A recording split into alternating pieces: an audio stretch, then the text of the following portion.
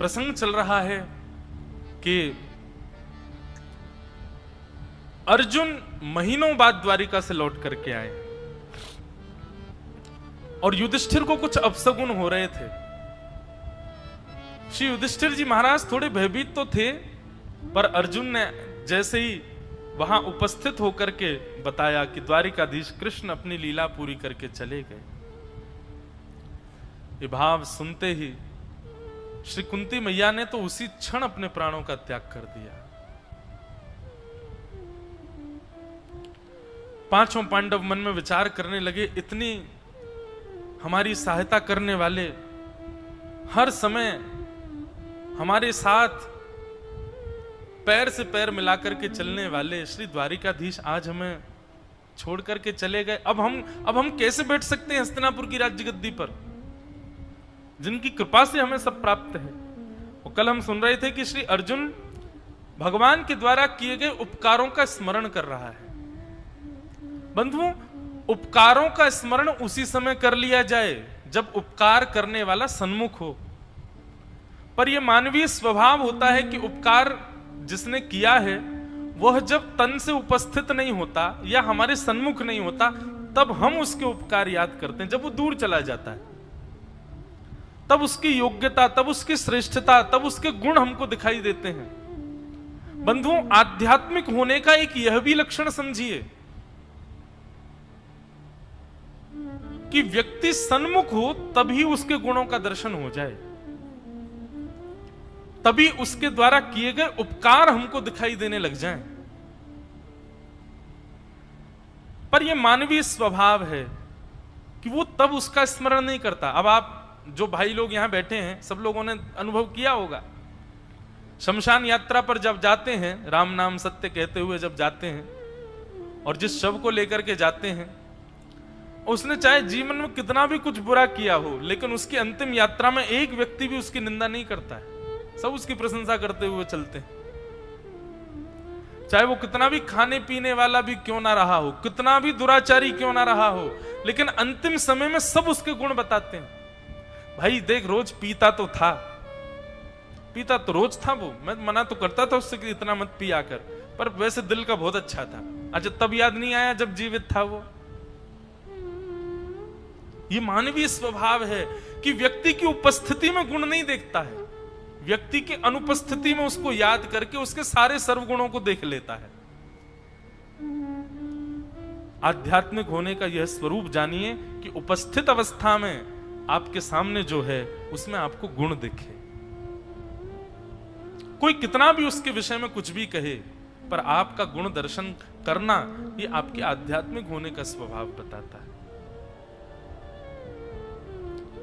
आज अर्जुन याद कर रहे हैं ठाकुर जी के, और बार बार एक एक ठाकुर जी के द्वारा किए गए सहायताओं को याद करके और फिर रोने लग जाते हैं। बोले अब याद करके क्या फायदा, अब तो श्री कृष्ण लीला करके चले गए, जब वे थे तब करना चाहिए था मुझे।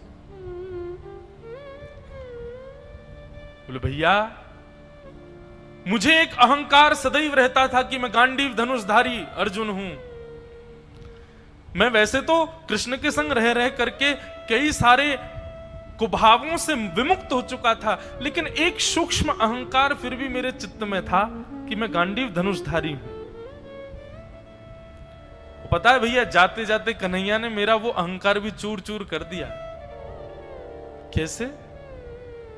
जब द्वारिकाधीश कृष्ण अपनी लीला पूर्ण करके प्रस्थान कर रहे थे तो मुझे पास बुला करके बोल करके गए, बोले अर्जुन, मेरी जाति द्वारिका डूब जाएगी, 16,100 पटरानियों को लेकर के तो वज्रनाभ वृंदावन चले जाएंगे, बाकी मेरी जो अष्ट पटरानियां हैं, जो मेरी प्रमुख पटरानियां हैं, मैं चाहता हूं कि इनकी जिम्मेवारी तुम लो, तुम इनको सुरक्षा से लेकर के जाओ, या तो इंद्रप्रस्थ ले जाना या फिर श्री जी की शरण में इनको वृंदावन पहुंचा देना, तुम सुरक्षा से इनको लेकर के जाना।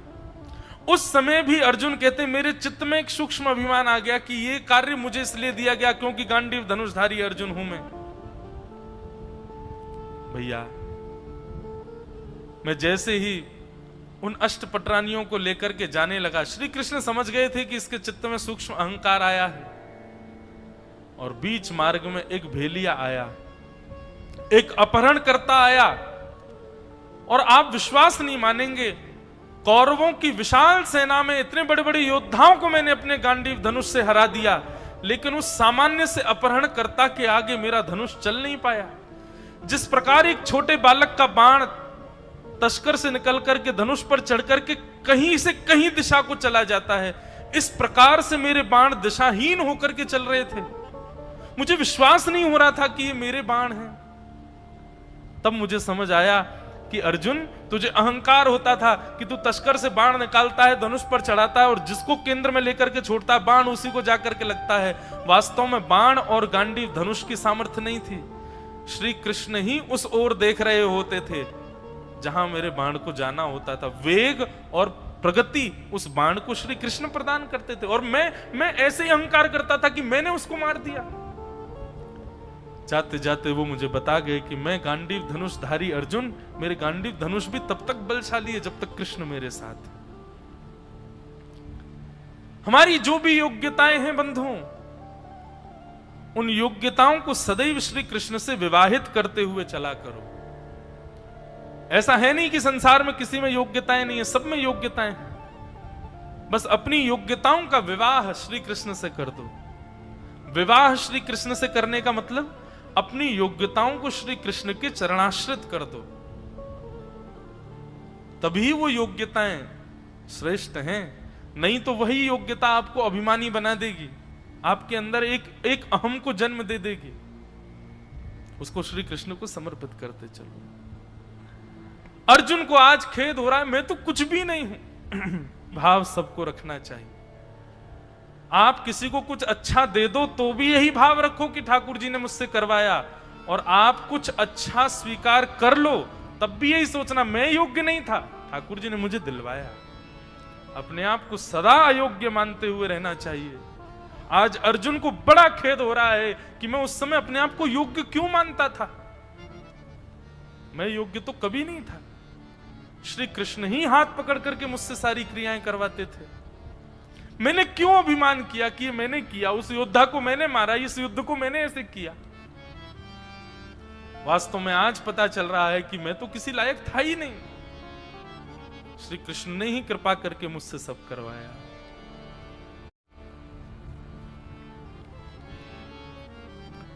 अर्जुन बहुत व्यथित हो गए। युधिष्ठिर ने उनको संभाला और कहा, अर्जुन अब ऐसे व्यथित होने से कोई उपचार नहीं। और एक भाव और ऐसा वर्णन आता है भागवत जी में कि पांचों पांडव मौन हो गए। उन्होंने अब मौन धारण कर लिया कि अब हम बोलेंगे नहीं, और मौन अवस्था में ही राज्य गद्दी का त्याग करके अपने राजकीय वस्त्रों को उतार करके सिर पर विराजमान स्वर्ण मुकुट को वहीं छोड़ करके वर्कल वेश धारण कर लिए, जटा जूट धारण कर लिए, और अपने वंश के सबसे छोटे बालक परीक्षित को, जो कि अभिमन्यु का बेटा है, उत्तरा के पुत्र को छोटी सी अवस्था में ही राज्य गद्दी पर बिठा दिया, और बिठा करके राज तिलक करके ब्राह्मणों से निवेदन किया कि हे ब्राह्मण देवताओं, अब आप लोग ही इस बालक से राज शासन करवाइए, हम पांचों अब यहां से प्रस्थान कर रहे हैं। और पांचों पांडव द्रौपदी के सहित स्वर्गारोहण को प्रस्थान कर गए। बोलो भक्तवत्सल भगवान की जय। पांचों पांडव स्वर्गारोहण को प्रस्थान कर गए।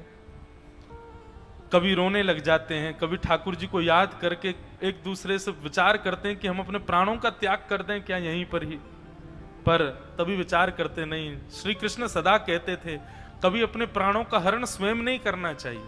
बंधुओं, जीवन में कैसी भी स्थिति आ जाए, पर कभी भी कितना भी टूट जाइए, कभी भी स्वयं हत्या करने की कभी विचारधारा चित्त में नहीं लानी चाहिए। ठाकुर जी से ज्यादा टूटे हैं क्या हम लोग? भगवान का पूरा जीवन उठा करके देखिए, कैसी कैसी विषम परिस्थितियां जीवन में आई, लेकिन ठाकुर जी कभी ऐसे निराश, हताश, उदास नहीं हुए।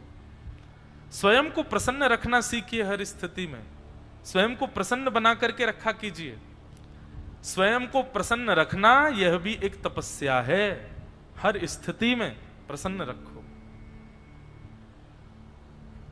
सुख में फूलो मती, दुख में भूलो मती, प्राण जाए मगर नाम भूलो मती। मुरली वाले को मन से रिझाते चलो, कृष्ण गोविंद गोपाल गाते चलो, कृष्ण गोविंद गोपाल गाते चलो। एक बंधु नियम बनाइए, जैसे हमारे दत्त भगवान के अनुयायी जितने भी हैं वे दिगंबरा दिगंबरा इस भाव को गाते रहते हैं, चित्त में चलता रहता है, अच्छी बात है। ऐसे ही बंधुओं भजनानंदी व्यक्ति का यही लक्षण होता है, जिस प्रकार हम श्वास लेते हैं उस प्रकार हरि चिंतन जिह्वा पर बना रहे। अपने आप एक भाव आया, कल पलस्कर गुरुजी ने एक बहुत सुंदर श्लोक हमको याद कराया और ये इतना अच्छा भाव है। अब ये श्लोक है तो मराठी भाषा में, पर इसका भाव बहुत सुंदर है।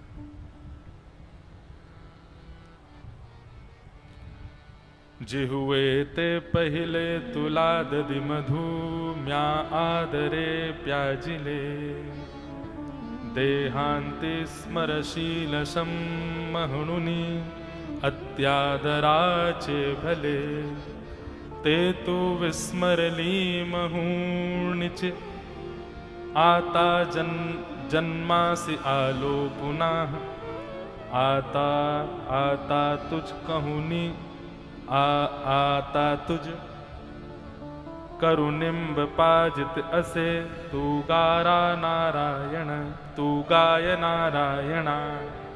ठीक है। अब ऐसे चढ़ाओ मत, हमको पता है ठीक तो बोला नहीं हमने। अब मराठी भाषा में क्या बोलते हैं गुरुजी, इनको क्या बोलते हैं?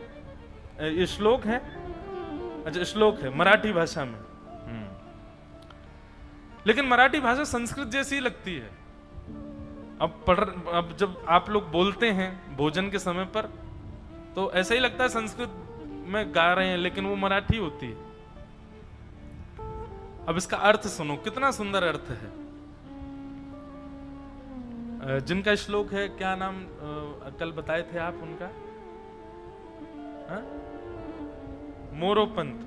मोरोपंत जी का ये श्लोक है। वे कहते हैं, अरे जीव, अपनी जिह्वा से कहते हैं, अरे जीव मैंने तेरे साथ कितना अच्छा किया, तुझको दही खिलाया, दूध पिलाया, चाय पिलाई, चाय तो नहीं लिखी है लेकिन मैं जोड़ रहा हूं, चाय पिलाई,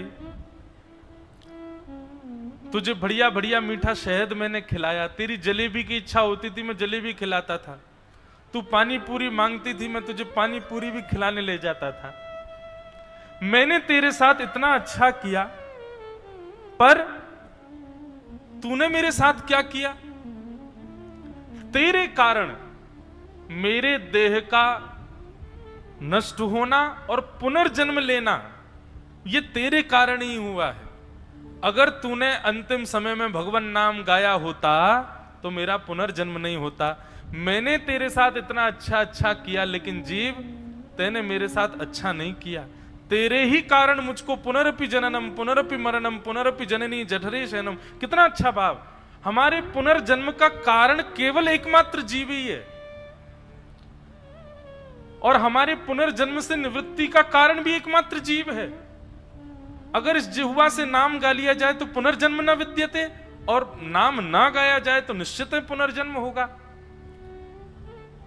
लेखक कहते हैं, मैंने तो तेरे साथ अच्छा किया, लेकिन तूने मेरे साथ न्याय नहीं किया। तेरे ही कारण मेरे को पुनर्जन्म लेना पड़ा है, लेकिन अब मैं तेरी नहीं मानूंगा। अब जो तुझे चाहिए वो मैं तुझको नहीं दूंगा। तुझे अच्छा खाना, तुझे अच्छा पिलाना, ये सब अब मैं नहीं करूंगा। और यहां तो कहते हैं, मैं तुझको काड़ू निम्ब है, नीम का रस पिलाऊंगा कड़वा कड़वा, और तुझे ऐसी ऐसी चीजें खिलाऊंगा जिससे तू परेशान रहे। क्यों? ताकि तू अंतिम समय में नारायण बोल करके मेरा उद्धार करे। कितना सुंदर भाव।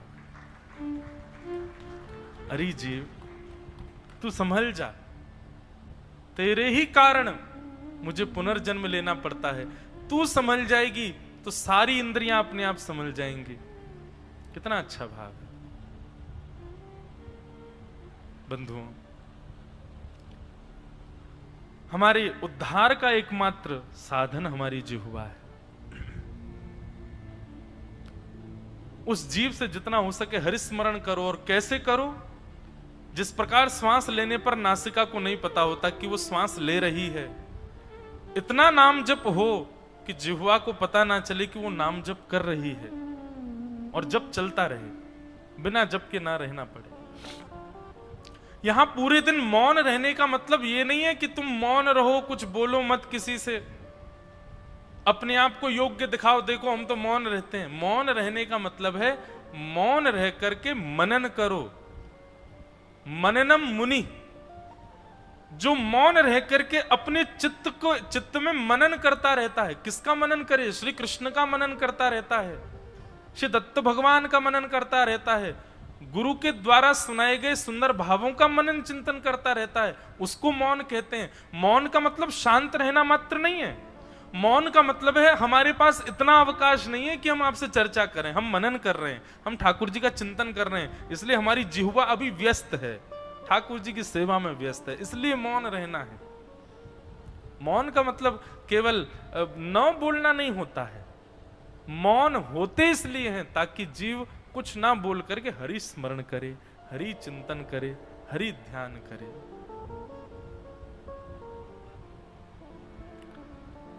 हमारे सूरदास जी का एक पद है, बहुत पहले मैंने गाया था। रसना निस दिन भज हरि का नाम, रसना निस दिन भज हरि का नाम श्री राम। इसलिए नाम स्मरण कैसा हो कि जीव को पता भी ना चले और हमारा नाम स्मरण चल रहा है। भगवान नाम स्मरण करते रहो हर स्थिति में। ऐसे मौन होकर के पांचों पांडव हरि स्मरण करते करते स्वर्गारोहण को प्रस्थान कर गए। अब राजा परीक्षित बने हैं। ब्राह्मणों के शासन में राजा परीक्षित ब्राह्मणों की आज्ञानुसार पालन करते हैं, शासन चलाते हैं। धीरे धीरे परीक्षित महाराज बड़े हो गए। परीक्षित जी का विवाह हुआ, जन्मेजय आदि कुछ पुत्र हुए। परीक्षित जी महाराज एक दिन भ्रमण कर रहे थे, तो भ्रमण करते करते उन्होंने सुना कि लोग बाग पांडवों की बड़ी प्रशंसा कर रहे थे। तो श्री परीक्षित जी महाराज बड़े प्रसन्न हो गए कि मैं ऐसे कुल में जन्म लिया हूं जहां पर पूर्वज श्री कृष्ण के परम मित्र हुए, परम सखा हुए। परीक्षित जी महाराज का राज शासन कैसा, उसका वर्णन किया गया कि परीक्षित जी के राजकाल में कारागृहों में ताले नहीं थे, कारागृहों में कोई था ही नहीं, क्योंकि कोई अपराध करता ही नहीं था, सब अपराध विमुक्त रहते थे। सैनिक सिपाही भी अपने घरों पर ही रहते थे। क्यों? कार्य के लिए तब जाना पड़ता है जब कार्य हो, वहां किसी अपराधी कोई है ही नहीं, किसको पकड़ने जाए। ऐसा परीक्षित महाराज का राज शासन था। बहुत सुख से सब लोग विचार कर रहे थे, कहीं भी हिंसा नहीं होती थी, कुछ भी गलत नहीं होता था, बहुत बढ़िया से सब कुछ चल रहा था। तभी एक दिन श्री परीक्षित जी महाराज को एक खबर सुनाई देती है। क्या? कि महाराज आपके राष्ट्र के ऊपर आक्रमण हुआ है। राजा परीक्षित अभी तक उनके राज्य में आक्रमण ही नहीं हुआ था। अच्छा, एक और बात, राजा परीक्षित कोई एक स्थान के राजा नहीं, एक छत्र सम्राट थे, पूरी भूमि के, पूरी पृथ्वी के राजा थे। इनके अलावा कोई है ही नहीं, कौन आक्रमण करेगा इन पर? राजा परीक्षित बोले, किसने आक्रमण किया? कितनी सेना है? बोले अकेला है। बोले अकेला है? क्या नाम है उसका? बोले उसका नाम है कलयुग। कलयुग ने आक्रमण किया है। कलयुग का नाम सुनते ही राजा परीक्षित, उनके पैरों तले जमीन खिसक गई। राजा परीक्षित भयभीत पहली बार हुए अपने जीवन में कि कलयुग आ गया। बोले जी महाराज, और उसने अभी अभी प्रवेश किया है राज्य में, अब धीरे धीरे धीरे धीरे वो सब जगह फैल जाएगा। अब यहां पर एक कथा श्रीमद् भागवत के दूसरे महात्म्य में बहुत सुंदर आती है।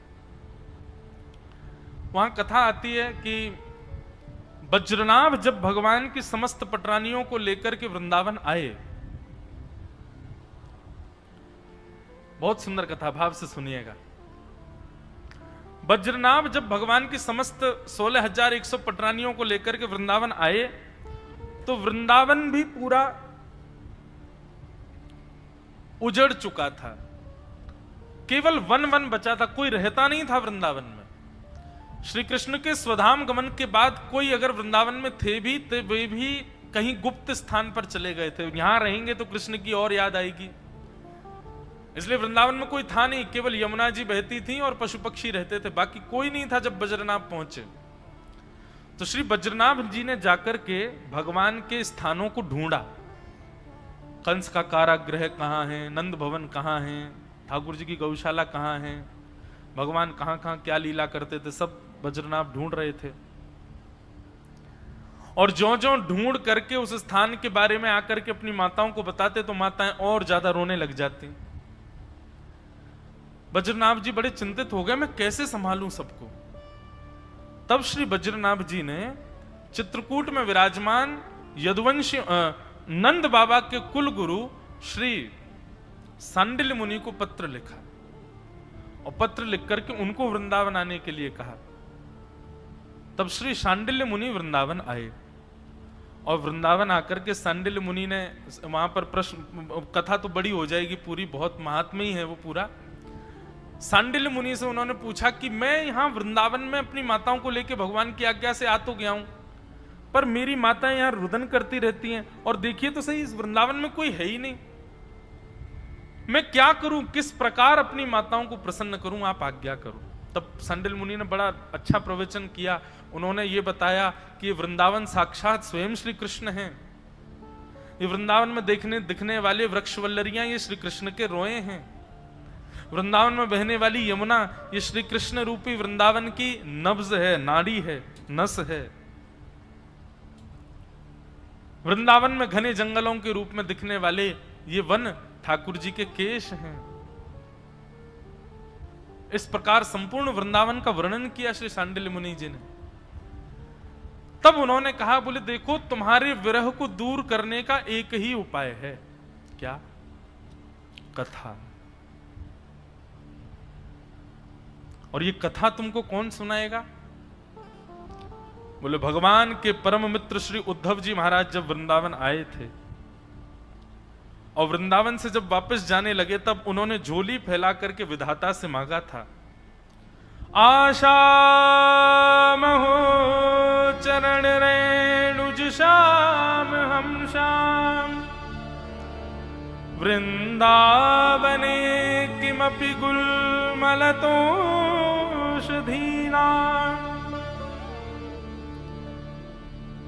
श्री उद्धव जी महाराज विधाता से मांग रहे हैं कि हे विधाता मुझ पर एक अनुग्रह कर दो, क्या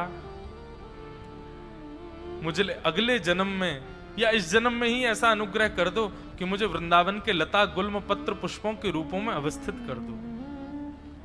यहां के वनचर ये जो वृक्षवल्लरियां हैं इनके रूप में मुझे तुम यहां जन्म दे दो विधाता। विधाता ने पूछा क्यों?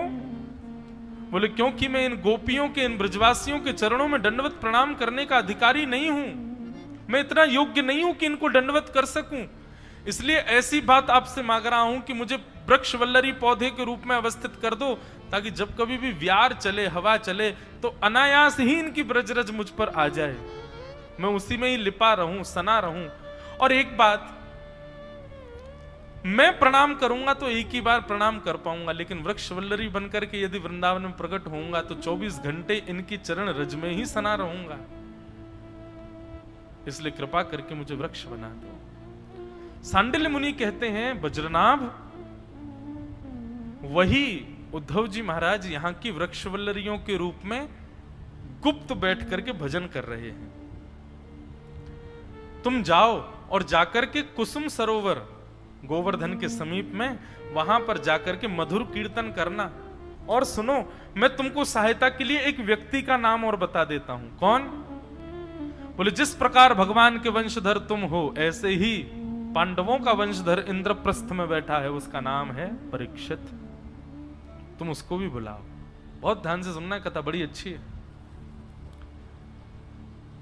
तब परीक्षित जी महाराज को वज्रनाभ ने वृंदावन बुलवाया और वृंदावन बुला करके परीक्षित जी से कहा कि भैया सांडिल्य मुनि की आज्ञा से कुसुम सरोवर पर जाकर के कीर्तन करना है। तब वहां उद्धव जी प्रकट होंगे और श्री उद्धव जी से भागवत की कथा सुननी है, तभी माताओं का विरह शांत होगा।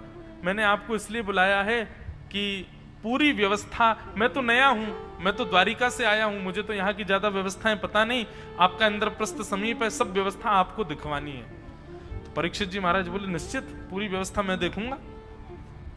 मतलब एक प्रश्न मन में मेरे उठा था, मैंने अपने गुरुदेव से पूछा था, जब दसम स्कंद प्रारंभ होता है श्रीमद् भागवत में और वहां पर श्री परीक्षित जी महाराज को सुखदेव जी 2 श्लोकों में कृष्ण कथा सुना करके जब शांत हो जाते हैं, तो परीक्षित कहता कथितो वंश विस्तारो भवता सोम सूर्ययो, मुझे कृष्ण की कथा विस्तार से सुनाइए। जबकि हम पूरी कथा अभी सुनेंगे तो कितनी राजाओं की कथा और कितने भाव सुखदेव जी महाराज सूक्ष्म सुनाते हैं, लेकिन परीक्षित कहीं नहीं कहते कि मुझे विस्तार से सुनाओ। और जब सुखदेव जी ने 2 श्लोकों में कथा सुनाई तो परीक्षित इतने व्यथित हो गए, उन्होंने ये तक कह दिया कि नाथ अगर आपने कुछ क्षण कथा और नहीं सुनाई ना तो मेरे प्राण निकल जाएंगे। पता नहीं क्यों अनायास ही मैंने अपने गुरुदेव से प्रश्न किया, मैंने कहा गुरुदेव परीक्षित के भाव सुनकर के ऐसा क्यों लग रहा है कि परीक्षित को ये रस पहले थोड़ा चखाया जा चुका है। तो हमारे गुरुदेव मुस्कुरा गए, बोले कि निश्चित। तब उन्होंने ये कथा सुनाई, भागवत के ही दूसरे महात्म की कथा है। बोले परीक्षित को पहले भागवत रस चखाया जा चुका था, ये पहली बार नहीं था कि वो सुखदेव जी से कथा सुन रहे थे, वो पहले कथा पंडाल में उपस्थित हो चुके थे। एक कथा का वो श्रवण लाभ लेने से थोड़े वंचित रह गए थे, पर कथा तक वो पहुंचे थे। कैसे? तो वज्रनाभ ने परीक्षित जी को बुलाया और परीक्षित जी से बुला करके कहा कि कथा करानी है और वहां कुसुम सरोवर पर जाकर के कीर्तन करना है, व्यवस्था सब आपको करनी। परीक्षित जी बोले निश्चित करूंगा। परीक्षित बड़े प्रसन्न हो गए चित्त में, जिन्होंने मेरे गर्भ में आकर के, मेरी मां के गर्भ में आके मेरी रक्षा करी, उनकी कथा सुनने को मिलेगी, उनको जानने का अवसर मिलेगा। उनको देख तो मैं पाया नहीं, कम से कम उनको जान करके उनकी मूर्ति अपने चित्त में बना लूंगा। 16,100 पटरानियों के साथ में वज्रनाभ और श्री परीक्षित जी महाराज कुसुम सरोवर गोवर्धन पहुंचे और वहां जाकर के उत्ताल कीर्तन किया। और उस कीर्तन को सुनकर के वहीं वृक्षवल्लरियों में श्री उद्धव जी महाराज प्रकट हो गए और प्रकट होकर के आज्ञा कर दी कि हम भागवत की कथा सुनाएंगे, आप बड़े भाव से बैठ करके सुनो। सुंदर व्यवस्था की गई, दूर दूर तक निमंत्रण पहुंचाए गए, सब लोगों को जहां से जो आ सकता था सबको बुलाया गया कथा में। परीक्षित जी बड़े प्रसन्न थे, अब मुझे कथा सुनने को मिलेगी। प्रथम दिन था कथा का। श्री उद्धव जी महाराज जैसे ही मंच पर आकर के व्यास मंच पर विराजमान हुए, व्यास मंच पर सुशोभित उद्धव जी में साक्षात श्री कृष्ण का दर्शन परीक्षित को होने लगा। परीक्षित जी इतने व्याकुल हो गए थे, इतने व्याकुल हो गए, अपने हृदय पर हाथ रख के खूब रोए कि मेरे प्राण रक्षक श्री कृष्ण की कथा मुझे सुनने को मिलेगी। लेकिन तभी व्यास मंच पर बैठे श्री उद्धव जी महाराज ने परीक्षित को इशारे करके अपने पास बुलाया। परीक्षित जी महाराज समीप गए और समीप जाकर के कहा, आज्ञा करें भगवान, मुझे क्या व्यवस्था करनी है? बोले आपको जो व्यवस्था करनी है वो इस कथा की सबसे बड़ी व्यवस्था है। बोले क्या है? बोले अभी अभी मुझे संकेत मिला है कि कलयुग आ गया है, कलयुग का आगमन हो गया है, द्वापर चला गया है और कलयुग का प्रारंभ हो चुका है। और कलयुग यदि फैलता फैलता इस कथा पंडाल तक यदि आ गया तो आज इतने हजार लोग तो कथा से वंचित होंगे, पर संपूर्ण कलिकाल में अगर इस कथा से पहले कलयुग को नहीं रोका गया तो संपूर्ण कलिकाल में कभी भी भगवान की सुंदर कथा का रस स्वादन पान कोई नहीं कर पाएगा। राजन, आप एक छत्र सम्राट हैं पूरी पृथ्वी के। मैं आपको आज्ञा करता हूं व्यास होने के नाते, आप कथा पंडाल छोड़ करके जाइए और हजारों श्रोताओं के सुख के लिए अपनी कथा का त्याग कीजिए और जाकर के कलयुग को बांधिए, कलयुग को रोकिए, कलयुग को एक जगह उपस्थित कीजिए। यदि आपने कलयुग को नहीं रोका तो जीवन पर्यंत संपूर्ण कलिकाल में सब लोग आपको कोसेंगे कि कलयुग को इन्होंने कभी रोकने का प्रयास नहीं किया। आपकी कथा तो छूट जाएगी, पर आपके कथा छोड़ने से हजारों लोगों का, लाखों लोगों का, करोड़ों लोगों का कलयुग में कल्याण होगा, क्योंकि आपको कलयुग को बांधना है। परीक्षित जी महाराज पहले से ही इतने व्यथित थे कि मुझे कथा सुनने को मिलेगी, और व्यास मंच पर बैठे व्यास जी ने उनको आज्ञा कर दी कि तुम कथा छोड़ के जाओ। परीक्षित जी महाराज को इतना विरह हुआ ये सुनकर के कि मुझे कथा छोड़ के जाना है, कि एक क्षण के लिए वो विरह के कारण व्याकुल होकर के, मूर्छित होकर के गिर पड़े। तब श्री उद्धव जी महाराज ने उनको अपनी गोद में लेकर के कहा, परीक्षित तुम चिंता मत करो, जब तुम कलयुग को बांधोगे तो कलयुग को बांधने के बाद तुम स्वयं उस कलिकाल को अपने सिर पर धारण करोगे।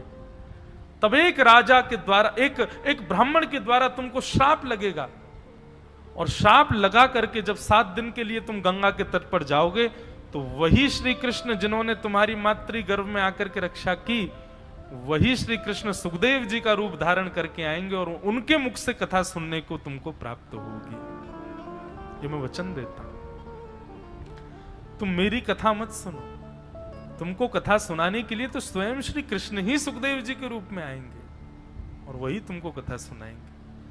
और जो सुखदेव जी कथा सुनाएंगे वो इस ब्रह्मांड की सर्वोत्तम कथा होगी, तुम उसके साक्षी बनोगे, लेकिन उसके लिए तुमको अभी बलिदान करना पड़ेगा। तब श्री सुखदेव जी महाराज, तब श्री परीक्षित जी को थोड़ी चेतना आई और श्री परीक्षित जी महाराज व्यास मंच को प्रणाम करके, कथा को प्रणाम करके निकल गए कलयुग को रोकने के लिए। मूल भागवत जी में इस कथा को विशेष विस्तारित नहीं किया गया, परंतु यही बात है, परीक्षित को भेजा ही श्री उद्धव जी ने इसलिए था कि तुम कलयुग को जाके रोको। अगर कलयुग को उस समय परीक्षित जी ने नहीं रोका होता तो आज दत्त धाम में भी हम आप सब लोग बैठ के कथा नहीं सुन पा रहे होते।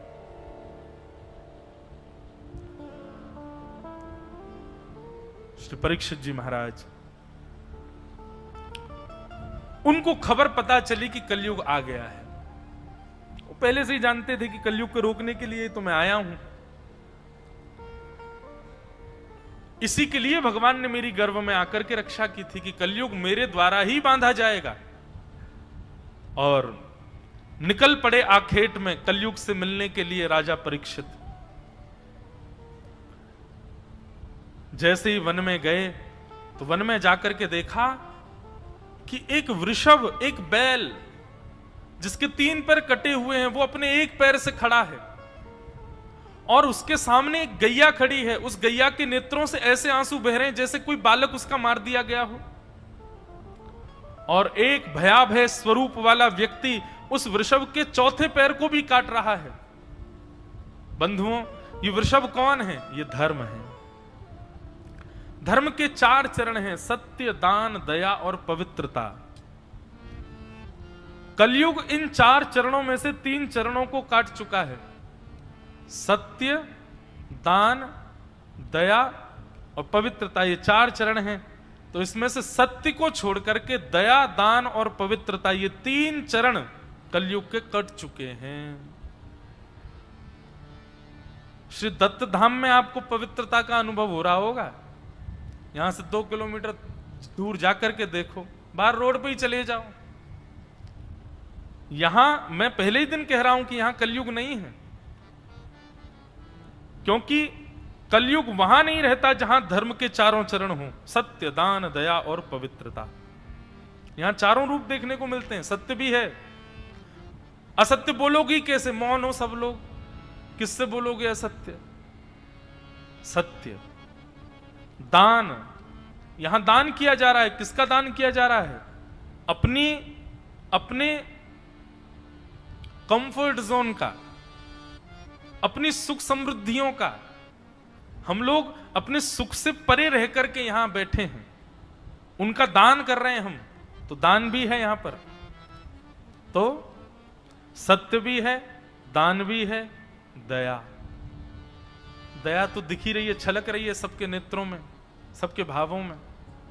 और पवित्रता, यहां तो 3 बार तो गंगा स्नान है ही, पर कुछ नहीं, आप बैठे बैठे यहां की हवाएं भी ले लोगे तो भी पवित्र हो जाओगे। यहां इतने पवित्र आत्माओं का स्पर्श करके हवा भी आपका स्पर्श कर लेगी तो पवित्र हो जाओगे। पवित्रता चारों। पर कलयुग में धर्म का केवल एक पैर बचा है, सत्य।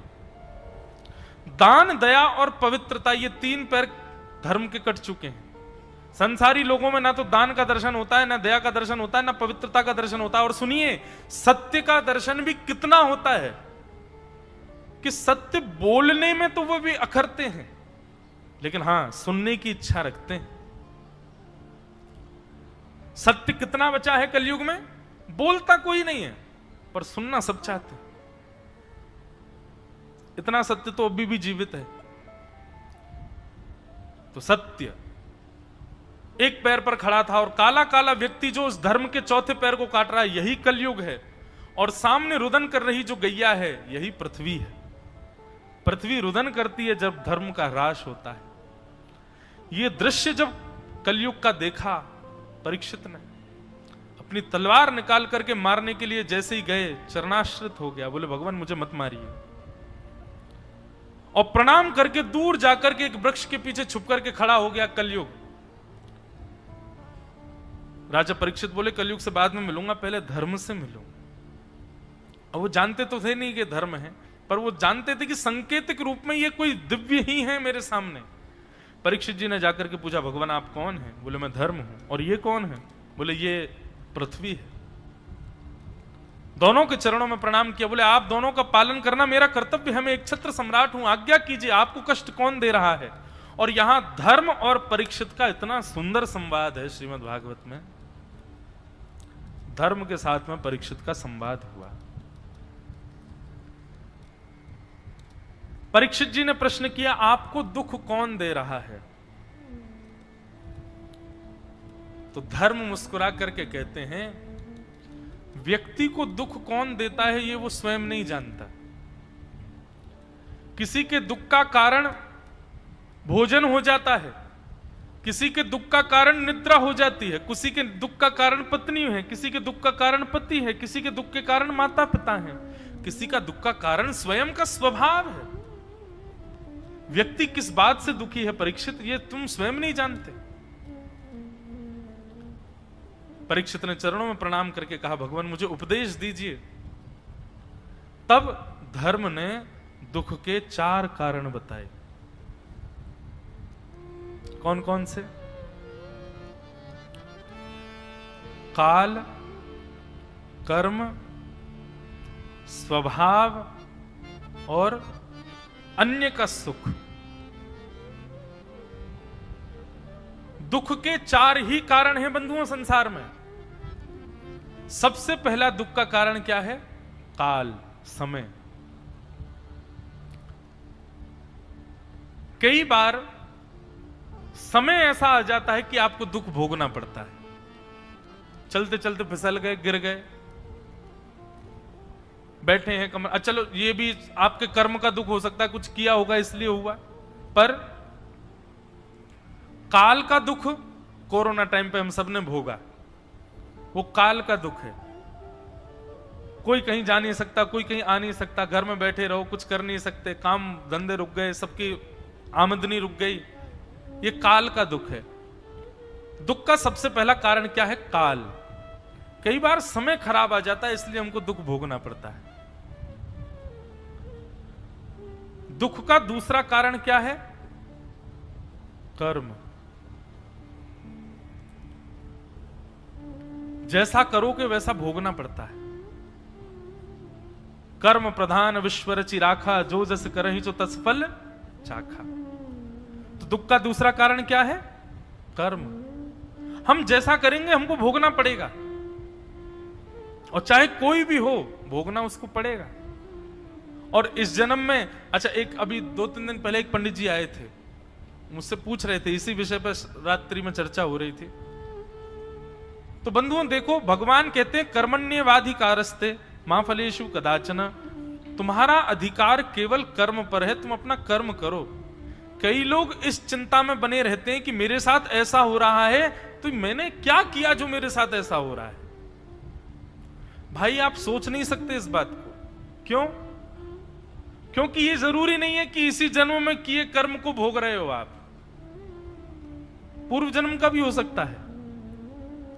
इसलिए भगवान ने स्पष्ट कर दिया, तुम्हारा अधिकार ये सोचने का है ही नहीं कि फल क्यों भोग रहे हो, फल किस भाव से भोग रहे हो, वो मेरा अधिकार है। मैं कौन से जन्म का तुमसे भुगवा रहा हूं। भीष्म पितामह ने पूछा, मुझे अपने 100 जन्मों की याद है कि मैंने कोई गलत काम नहीं किया, और मेरे रोम रोम में बाण लगाया ठाकुर जी। मुझसे ज्यादा पापी दुर्योधन, मुझसे ज्यादा पापी दुशासन, उन लोगों को इतनी पीड़ा नहीं हुई जितनी पीड़ा मुझको हो रही है मरते समय। मैंने ऐसा कौन सा पाप किया? तब भगवान कहते हैं 100 जन्मों की तुमको याद है, तुमको क्या लगता है 100 ही जन्म होते हैं? 101वां नहीं हो सकता। भीष्म पितामह सर पकड़ करके बैठ गए, बोले मतलब मैं अपने 101वें जन्म का कर्म भोग रहा हूं अब? ठाकुर जी बोले और नहीं तो क्या। भगवान ने कर्म की गति बताई, 2 बात बताई। बोले पहले तुमने एक जीव 101वें जन्म में एक राजकुमार थे, उस जीव को सुई चुबोते थे, तुमको बड़ा मजा आता था, उसी का परिणाम तुमको अभी भोगना पड़ा, आदि आदि। दूसरा बताया, इसमें तुम इस कर्म इस जन्म का भी भोग रहे हो। भीष्म पितामह बोले इस जन्म का क्या भोगा मैंने?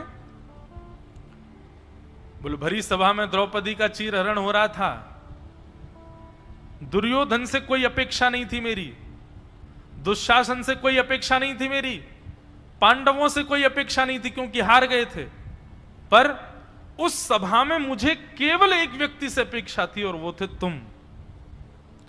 पितामह, तुम्हारी वाणी और तुम्हारी उपस्थिति में इतनी सामर्थ्य थी कि यदि तुम खड़े होकर के एक बार कह देते दुशासन द्रौपदी की साड़ी छोड़ो, तो किसी की हिम्मत नहीं थी कि कोई आगे कुछ कर सकता।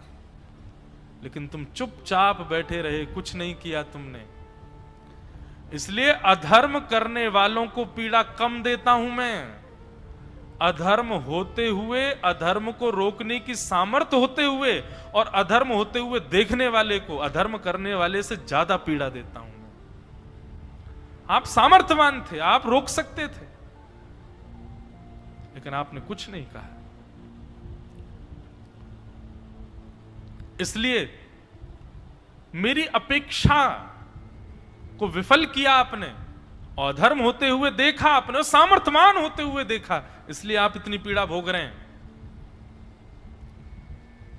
तो कर्म का कब कहां क्या भोग रहे हैं, इस पर हमारी बुद्धि चलानी भी नहीं चाहिए। और एक बात कहूं आपको, हजारों वर्षों से लोग इस पर प्रवचन करते आ रहे हैं, हजारों वर्षों तक करते रहेंगे, लेकिन कर्म की गति आप समझ ही नहीं पाओगे, नहीं समझ पाओगे। इसलिए उसमें बुद्धि मत लगाओ। मैं आपको पहले ही सचेत कर रहा हूं, कौन से कर्म का फल मैं भोग रहा हूं ये सोचना ही नहीं है। ठाकुर जी का अधिकार है, उसमें आप क्यों बुद्धि लगाते हैं अपनी। कर्मन की गति न्यारी, सूरदास जी का पद है।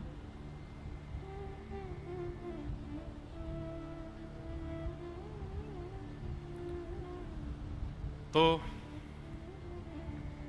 कौन से जन्म का कब कहां भोग रहे हैं कुछ नहीं कह सकते। तो पहले दुख का कारण काल, समय। आप लोगों ने यहां पर सत्यनारायण भगवान की कथा होती है, होती है, मराठी में ही होती है। सत्यनारायण भगवान की कथा में एक कथा सुनी है आपने? एक वैश्य था, उसने कहा था मेरे को एक संतान हो जाएगी तो फिर मैं कथा कराऊंगा। उसको एक पुत्री हुई, पुत्री धीरे धीरे बड़ी हो गई, पुत्री का विवाह हो गया। विवाह होकर के पुत्री विदेश चली गई, पिता का काम नहीं चल रहा था, तो दामाद ने पिता से भी कहा आप भी हमारे साथ आके विदेशी रह लो। और वो व्यापारी अपने पुत्र और पुत्रवधू, पुत्री और दामाद के साथ चला गया, वहीं व्यापार करने लगा। जिस राज्य में वो रहते थे उस राज्य के राजा के यहां चोरी हो गई। चोर सारा सामान लेकर के दौड़ने लगा, पीछे सैनिक पड़ गए। चोर ने देखा कि सैनिक अब पकड़ लेंगे, तो उसने सारा सामान एक दुकान में फेंक दिया और वहां से भाग गया। सैनिकों ने आकर के देखा कि सामग्री इस दुकान में पड़ी है, तो निश्चित चोर यही है। और उसने जबरदस्ती उस वैश्य को, उस व्यापारी को और उसके दामाद को पकड़ करके जेल में डाल दिया। वो खूब मना करते रहे, हमने नहीं किया, लेकिन गवाही ना होने के कारण और सबूत मिल जाने के कारण उनको दुख भोगना पड़ा। ये कौन सा दुख है? समय का दुख। कई बार आप कुछ गलत नहीं करते, आपने कुछ किया नहीं, पर फिर भी आप भोगते हैं। और ये समय का जो दुख है ना, ये कई बार आपके पूर्व जन्मों की वजह से आपके जीवन में आता है। बंधुओं, इन सबसे निवृत्ति का भी साधन मैं लास्ट में बताऊंगा। तो पहला दुख का कारण काल, समय। दूसरा दुख का कारण कर्म। जैसा करोगे वैसा भोगोगे। चाहे आप राजा हो, रंक हो, महाराज जी हो, पीठाधीश्वर हो, कुछ भी हो, आपने गलत किया है तो आप भोगेंगे, आप उससे बच नहीं सकते। कर्म की गति इतनी न्यारी है बंधुओं कि कर्म ने आकर के इतनी दया तक नहीं की कि भैया ये दशरथ जी राम जी के पिताजी हैं, इनको तो छोड़ दूं मैं, ये तो भगवान के पिताजी हैं। नहीं, वो विचार नहीं करेगा। वो ये विचार नहीं करेगा कि आप कितने साधक हो, कितने पुण्यात्मा हो। आपने गलत किया है तो आप भोगोगे।